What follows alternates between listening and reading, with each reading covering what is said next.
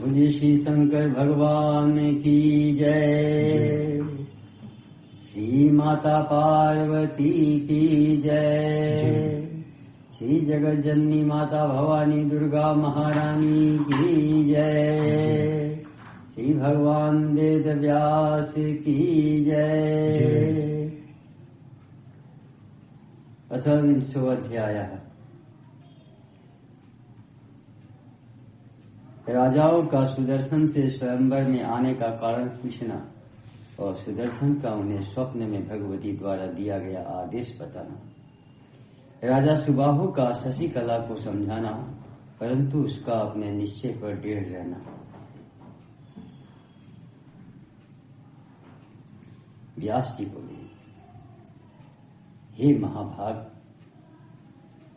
तब महाराज केरल नरेश के ऐसा कहने पर राजा युधाजित ने कहा, हे पृथ्वीपते, आपने अभी अभी जो कहा है, क्या यही नीति है? राजाओं के समाज में आप तो सत्यवादी तथा जितेंद्रिय माने जाते हैं। हे कुलोद्वह, हे राजन, योग्य राजाओं के रहते हुए एक अयोग्य व्यक्ति कन्या रत्न को प्राप्त कर दे, क्या यही न्याय आपको अच्छा लगता है? एक शियार सिंह के भाग को खाने का अधिकारी कैसे हो सकता है? उसी प्रकार क्या यह सुदर्शन इस कन्या रत्न को पाने की योग्यता रखता है? ब्राह्मणों का बल वेद है और राजाओं का बल धनुष। हे महाराज, क्या मैं इस समय अन्यायपूर्ण बात कह रहा हूं? राजाओं के विवाह में बल को ही शुल्क कहा गया है। यहाँ जो भी बलशाली हो वह कन्या रत्न को प्राप्त कर ले, बलहीन इसे कदापि नहीं पा सकता। अतएव कन्या के लिए कोई शर्त निर्धारित करके ही राजकुमारी का विवाह हो, यही नीति इस अवसर पर अपनाई जानी चाहिए। अन्यथा राजाओं में परस्पर घोर कलह की स्थिति उत्पन्न हो जाएगी। इस प्रकार वहां राजाओं में परस्पर विवाद उत्पन्न हो जाने पर नृपश्रेष्ठ सुबाहु सभा में बुलाए गए। उन्हें बुलवाकर तत्वदर्शी राजाओं ने उनसे कहा, हे राजन, इस विवाह में आप राजोचित रीत का अनुसरण करें। हे राजन, आप क्या करना चाहते हैं उसे सावधान होकर बताएं। हे नृप, आप अपने मन से इस कन्या को किसे प्रदान करना पसंद करते हैं? सुबाहु बोले, मेरी पुत्री ने मन ही मन सुदर्शन का वर्णन कर दिया है। इसके लिए मैंने उसे बहुत रोका, किंतु वह मेरी बात नहीं मानती। मैं क्या करूं? मेरी पुत्री का मन बस में नहीं है और यह सुदर्शन भी निर्भीक होकर यहाँ अकेले आ गया है। व्यास जी बोली, तत्पश्चात सभी वैभवशाली राजाओं ने सुदर्शन को बुलवाया। उस शांत स्वभाव सुदर्शन से राजाओं ने सावधान होकर पूछा कि हे राजपुत्र, हे महाभाग, हे सुव्रत, तुम्हें यहाँ किसने बुलाया है जो तुम इस राज समाज में अकेले ही चले आए हो? तुम्हारे पास न सेना है, न मंत्री है, न कोष है और न अधिक बल ही है। हे महामते, तुम यहाँ किस लिए आए उसे बताओ। युद्ध की अभिलाषा रखने वाले बहुत से राजागण इस कन्या को प्राप्त करने की इच्छा से अपनी अपनी सेना सहित इस समाज में विद्यमान है। यहाँ तुम क्या करना चाहते हो? तुम्हारा शूरवीर भाई शत्रुजीत भी एक महान सेना के साथ राजकुमारी को प्राप्त करने की इच्छा से यहाँ आया हुआ है और उसकी सहायता करने के लिए महाबाहु युधाजित भी आए हैं। हे राजेंद्र, तुम जाओ अथवा रहो। हमने तो सारी वास्तविकता तुम्हें बतला दी, क्योंकि तुम सेना विहीन हो। हे सुव्रत, अब तुम्हारी जो इच्छा हो वह करो। सुदर्शन बोला, मेरे पास न सेना है, न कोई सहायक, न खजाना है, न सुरक्षित किला है, न मित्र है, न सुहृद है, तथा न तो मेरी रक्षा करने वाला कोई राजा ही है। यहाँ पर स्वयंवर होने का समाचार सुनकर उसे देखने के लिए मैं यहाँ आया हूँ। देवी भगवती ने स्वप्न में मुझे यहाँ आने का प्रेरणा दी, इसमें संदेह नहीं है। मेरा अन्य कोई अभिलाषा नहीं है। मुझे यहाँ आने के लिए जगत जननी भगवती ने आदेश दिया है। उन्होंने जो विधान रच दिया होगा वह होकर ही रहेगा, इसमें कोई संशय नहीं है। ये राजागण, इस संसार में मेरा कोई शत्रु नहीं है। मैं सर्वत्र भवानी जगदम्बा को विराजमान देख रहा हूं।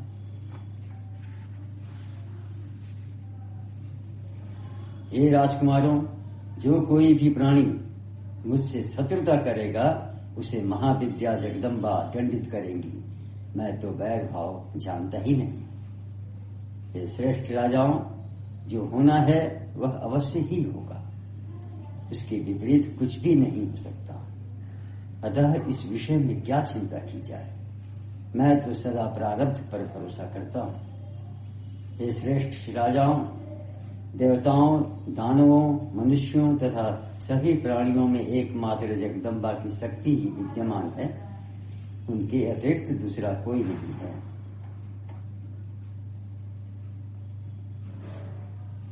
हे महाराजाओं, वे जिस मनुष्य को राजा बनाना चाहती हैं उसे राजा बना देती, और जिसे निर्धन बनाना चाहती हैं उसे निर्धन बना देती।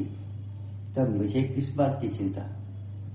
हे राजाओं, ब्रह्मा, विष्णु, महेश आदि देवता भी उन महाशक्ति के बिना हिलने डुलने में भी समर्थ नहीं है। तब मुझे क्या चिंता। मैं शक्ति संपन्न हूं या शक्तिहीन, जैसा भी हूं वैसा आपके समक्ष हूं। हे राजाओं, मैं उन्हीं भगवती की आज्ञा से ही इस स्वयंवर में आया हुआ। वे भगवती जो चाहेंगी सो करेंगी, मेरे सोचने से क्या होगा। मैं यह सत्य कह रहा हूं, इस विषय में शंका नहीं करनी चाहिए। हे राजाओं, जय अथवा पराजय में मुझे अणुमात्र भी लज्जा नहीं है। लज्जा तो उन भगवती को होगी, क्योंकि मैं तो सर्वथा उन्हीं के अधीन हूं। व्यास जी बोले, हे राजन, उस सुदर्शन की यह बात सुनकर सभी श्रेष्ठ राजागण उसके निश्चय को जान गए, और एक दूसरे को देखकर उन राजाओं ने सुदर्शन से कहा, हे साधो, आपने सत्य कहा है। आपका कथन कभी मिथ्या नहीं हो सकता। तथापि उज्जैनीपति महाराज युधाजित आपको मार डालना चाहते हैं। हे महामते, हमें आपके ऊपर दया आ रही है, इसीलिए हमने आपको सब यह बता दिया है। हे अनघ, अब आपको जो उचित जान पड़े वैसा मन से खूब सोच समझ कर कीजिए। सुदर्शन बोला, आप सब बड़े कृपालु एवं सहृदय जनों से सत्य ही कहा है, किंतु हे श्रेष्ठ राजागण, अब मैं अपनी पूर्व कथित बात फिर से क्या दोहराऊं। किसी की भी मृत्यु किसी से भी कभी भी नहीं हो सकती, क्योंकि यह संपूर्ण चराचर जगत तो दैव के अधीन है। यह जीव भी स्वयं अपने वश में नहीं है।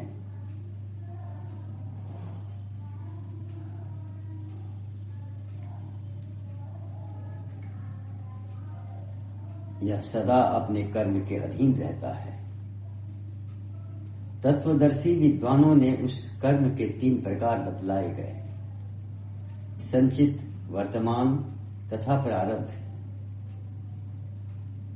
यह संपूर्ण जगत काल, कर्म तथा स्वभाव से व्याप्त है। बिना काल के आए देवता भी किसी मनुष्य को मारने में समर्थ नहीं हो सकते। किसी को भी मारने वाला तो निमित्त मात्र होता है, वास्तविकता यह है कि सभी को अविनाशी काल ही मारता है। जैसे शत्रुओं का समन करने वाले मेरे पिता को सिंह ने मार डाला, वैसे ही मेरे नानक को भी युद्ध में युधाजीत ने मार डाला। प्रारब्ध पूरा हो जाने पर करोड़ों प्रयत्न करने पर भी अंततः मनुष्य मर ही जाता है और दैव के अनुकूल रहने पर बिना किसी रक्षा के ही वह हजारों वर्ष तक जीवित रहता है। हे धर्मनिष्ठ राजाओं, मैं युधाजीत से कभी नहीं डरता। मैं देव को ही सर्वोपरि मानकर पूर्ण रूप से निश्चिंत रहता हूँ। मैं नित्य निरंतर भगवती का स्मरण करता हूँ। विश्व की जननी वे भगवती ही कल्याण करेगी। पूर्व जन्म में किए गए शुभ अथवा अशुभ कर्मों का फल प्राणी को भोगना ही पड़ता है, तो फिर अपने द्वारा किए गए कर्म का फल भोगने में विवेकी पुरुषों को शोक कैसा? अपने द्वारा उपार्जित कर्म फल भोगने में दुख प्राप्त होने के कारण अज्ञानी तथा अल्प बुद्धि वाला प्राणी निमित्त कारण के प्रति शत्रुता करने लगता है।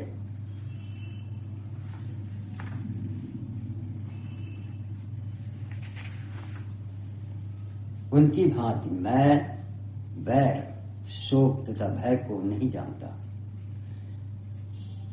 अतः मैं राजाओं के इस समाज में भय रहित होकर आया हूँ। जो होना है वह तो होकर ही रहेगा। मैं तो भगवती के आदेश से इस उत्कृष्ट स्वयंवर को देखने की अभिलाषा से यहाँ अकेला ही आया। मैं भगवती के वचन को ही प्रमाण मानता हूँ और उनकी आज्ञा के अधीन रहता हुआ मैं अन्य किसी को नहीं जानता। उन्होंने सुख दुख का जो विधान कर दिया है वही प्राप्त होगा, इसके अतिरिक्त अन्य कुछ भी नहीं। हे श्रेष्ठ राजाओं, युधाजीत सुखी रहे। मेरे मन में उनके प्रति भैर भाव नहीं है। जो मुझसे शत्रुता करेगा वह उसका फल पाएगा। व्यास जी बोले, उस सुदर्शन के इस प्रकार कहने पर वहां उपस्थित सभी राजा अत्यंत प्रसन्न हो गए। वह भी अपने निवास में आकर शांत भाव से बैठ गया। तदनंतर दूसरे दिन शुभ मुहूर्त में राजा सुबाहु ने अपने भव्य मंडप में सभी राजाओं को बुलाया। उस मंडप में दिव्य आसनों से सुशोभित पूर्ण रूप से सजाए गए मंचों पर मनोहारी आभूषणों से अलंकृत राजागण विराजमान हुए। स्वयंवर देखने की इच्छा से वहां मंचों पर विराजमान हुए दिव्य वेशधारी दिव्यमान राजागण विमान पर बैठे हुए देवताओं की भांति प्रतीत हो रहे थे। सभी राजा इस बात के लिए बहुत चिंतित थे कि वह राजकुमारी कब आएंगी और किस पुण्यवान तथा भाग्यशाली श्रेष्ठ नरेश का वरण करेंगी।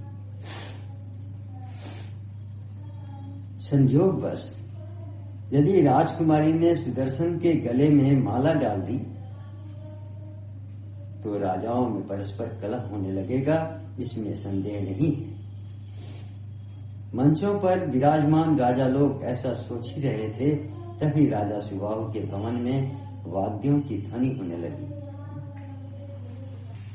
तत्पश्चात स्नान करके भली भांति अलंकृत मधु पुष्प की माला धारण किए रेशमी वस्त्र से सुशोभित विवाह के अवसर पर धारणीय सभी पदार्थों से युक्त लक्ष्मी के सदृश दिव्य स्वरूप वाली चिंता मग्न तथा सुंदर वस्त्रों वाली शशिकला से मुस्कुराकर महाराज सुबाहु ने यह वचन कहा।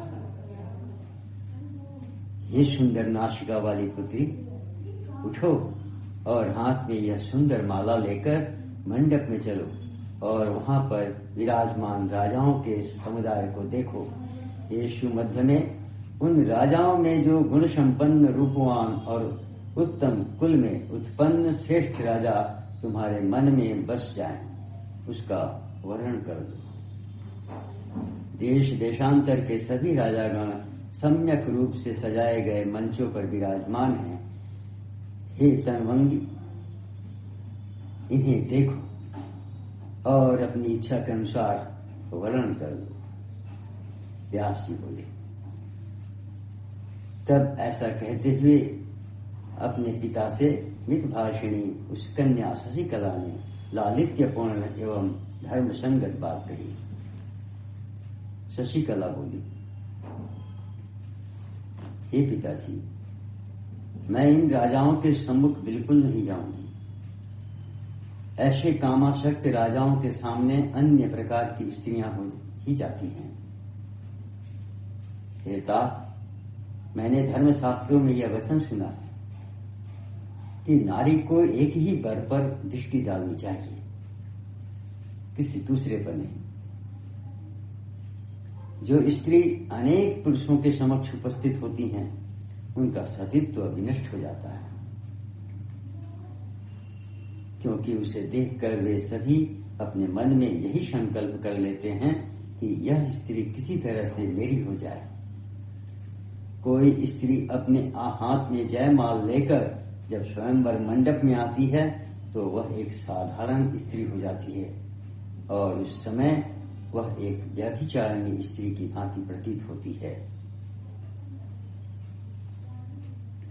जिस प्रकार एक वारांगना बाजार में आकर वहां स्थित पुरुषों को देखकर अपने मन में उनके गुण दोषों का आकलन करती हैं और जैसे अनेक प्रकार के चंचल भावों से युक्त वह वेश्या किसी कामी पुरुष को